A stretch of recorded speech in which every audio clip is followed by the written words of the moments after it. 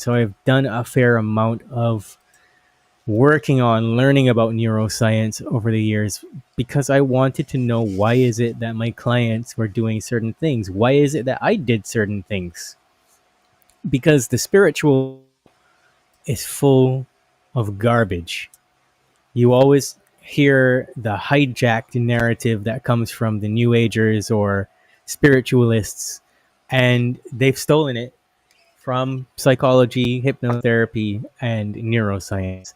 But anyways, I've got something to this say conversation about that we were having, say that. it. You were bringing that up, and it really reminded me of this guy. Look out for Charlie, and he studies sound waves. And he has a one point where he brings out in one of his videos about ascension symptoms and how these, the New Agers and things, talk about, having headaches or being ill in some form or another, as that means that, oh, you're just, you're upgrading and stuff like that. When in actuality, he's pointing out that it's this the technology that they have being used on the public, as opposed to ascending kind of thing.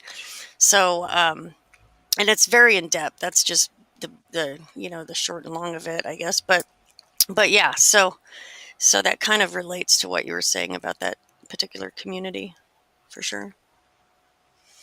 Yeah, he's right. He's completely right. But let me reference the conversation. So what I was actually telling you guys about is the limbic system and the pathways.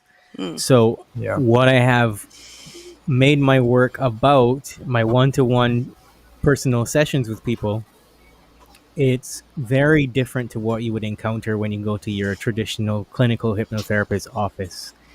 I am seeing behavior as emotional responses.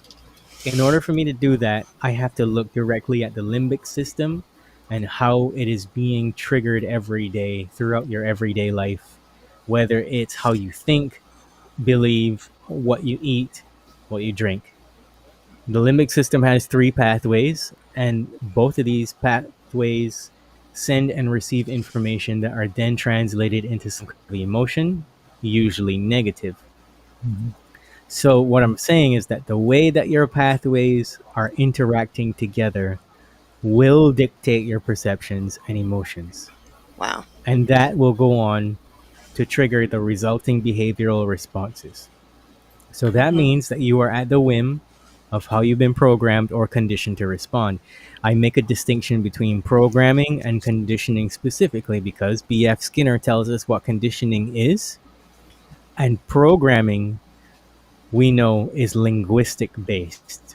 So when you say a person is programmed, be careful, because they might have been conditioned. They might have been in a situation where they were responding to repetitive behavior, rewards, or something in their environment.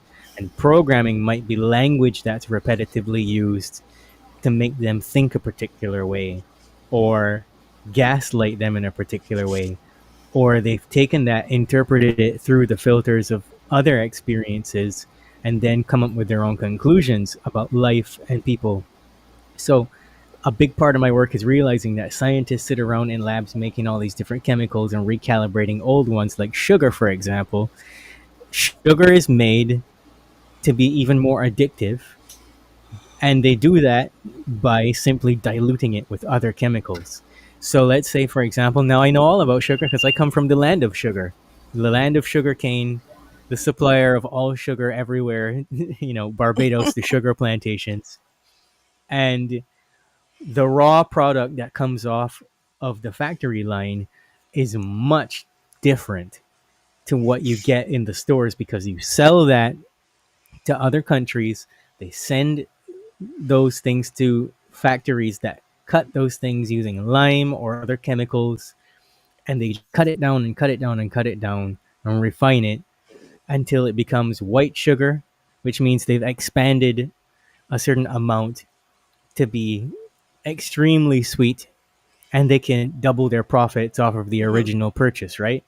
But in that process, those chemicals make that sugar far more addictive, as addictive or more addictive than cocaine, for example. Mm-hmm. but that gives the system cravings that are hard to override, which affects your limbic system. So you have all these different chemicals in our environment that cause the limbic system to go nuts. And there are three pathways that I was telling you guys about. The first one is the reward pathway, and that basically uses dopamine to communicate between your ventral tegmental area and the dopamine receptors that are located in a part of the brain called the nucleus accumbens. And that causes your brain to manufacture these feelings of motivation. And along with that sense of motivation, you have a sense of reward that accompanies learning. So some people are having that particular pathway activated right now because you're having a simulated sense of feeling smarter by taking in the information that I'm saying. It's the same thing you have when you get an aha moment or you watch a YouTube or Instagram video and all of a sudden you're like, oh, I just learned something. Well, you didn't really just learn something. You got hacked. That dopamine was communicating back and forth between those two parts of your brain, and you got a simulated learning experience. So this is also how you will learn what feels good: sugar, alcohol, caffeine, masturbation, shopping, you name it. Because on the secondary end of that, you're having something called EOPs, which is endogenous opioid peptides. And these are being released by clusters of similar neurons, which have the same effect in the brain as heroin or morphine. So Wow. that's why when you drink coffee or tea or alcohol or sugar, or you go rub one out or you watch porn or you're one of these people that has a shopping addiction, that's behind the feeling of pleasure that you get or blissfulness that you get, right? That's really what you're chasing. You're trying to activate that reward pathway. If you're a wicked person and you do bad stuff to people and you like how that feels, that's your reward pathway. So it's involved in many different applications. The second one involves happiness, and it's using serotonin to communicate between the dorsal raphe nucleus, the mouthful.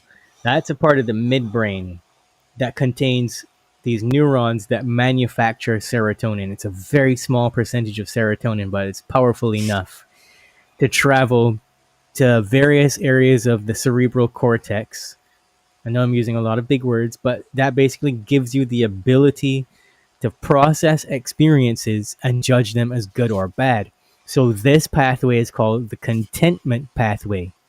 Now, how the serotonin actually acts in your brain differs depending on the various parts of your brain, and it will give you a different cognitive outcome depending on the clusters of neurons that you as a unique individual have built throughout your life. So when people say dumb shit like it's my childhood trauma, is it that? Or did you interpret a scenario between 0 to 7, 7 to 14, 14 to 21, and 21 to age 30 that you're referencing that response to something else because you've built these clusters of neurons that cause you to think that particular way, that cause you to assume a particular assumption, that Mm-hmm. cause you to emotionally respond in a particular way, even if you thought about it so that you didn't have a reaction. It's your contentment pathway because everybody just wants to feel joy, but the brain is hardwired for negativity. And so you have this pathway that's looking for it, that's trying to figure out how can I get out of here unscathed through Right. danger, right? So a lot of what you're doing is essentially trying to seek a reward through one of these pathways. The most problematic one for me is the stress, fear, memory pathway. And I believe that that was the one that we were speaking about specifically in the conversation that we had. And I'll tell you one of the most disturbing things that really caused me to get on that. When you're doing hypnotherapy and you have someone in a trance state, they're vulnerable. They will tell you anything that they have access to. And so when people say things about childhood trauma, we're conditioned and programmed, because a lot of it is language that's used, to automatically think that everything that happened to us between 0 to 7 is the reason why we behave the way that we do at 25, 35, 45, 55, etc. But from 0 to 7, we're just taking in blindly input from the outside. From 7 to 14, we are testing that information against our environment, with our friends at school, with our parents, our family members, and we're trying to formulate strategies that determine how we uniquely as an individual will deal with random scenarios. And so from 14 to 21, teenagers especially can be difficult because they're testing the information from 0 to 7, 7 to 14. Their brain isn't developed, and so they're completely making decisions from their limbic system. The prefrontal cortex isn't developed yet. As a young adult, from 21 to 26 or 27 or 28, depending on your life experiences, the chemicals you put in your body, various factors, you are then struggling to close loops, test that information. And so the childhood trauma narrative suggests that you don't ever learn anything else throughout your entire life, and you don't ever have new experiences that are operating based on a reward basis. Mhm. So, having said all that, you're continuing to learn throughout your entire life as you reach new experiences that are not within the 0 to 7 childhood trauma phase. You then have to find references from outside of you in order to fill gaps, because consciousness cannot create independently out of nothing. It needs to replicate something that it has witnessed prior to that in order to make a decision.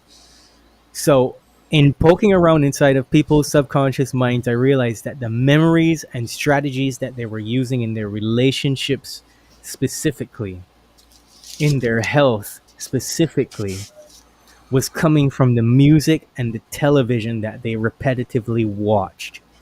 There were no reference points from their childhood that you could find to track an event and say, okay, this traumatic event, which is what is trauma? Trauma is when the medial prefrontal cortex deactivates and you filter a very small amount of information from which you determine a meaning about that event and how you will then survive and continue to cope throughout the rest of your life in events that your limbic system determines are similar to that. I hope that wasn't hard to understand. No, actually, But It's very it makes interesting. good sense because, like, I started getting caught up in delta wave and the activities that take place from the time when you're born up until the time that you become an old person, you know. And I know that like delta waves or delta wave activity, I should say, is more dominant when you're in your infant stage. You know what I mean? Because like you said, you know, your brain is actually trying to develop. You know what I mean? And that all made really good sense to me. I really like what you said there. I have right, so several let's tie questions. in. Go ahead. Okay, Finish up. hang on to your questions because let I me will. finish up. So to get to the part about the hippocampus that you were referencing, Roger,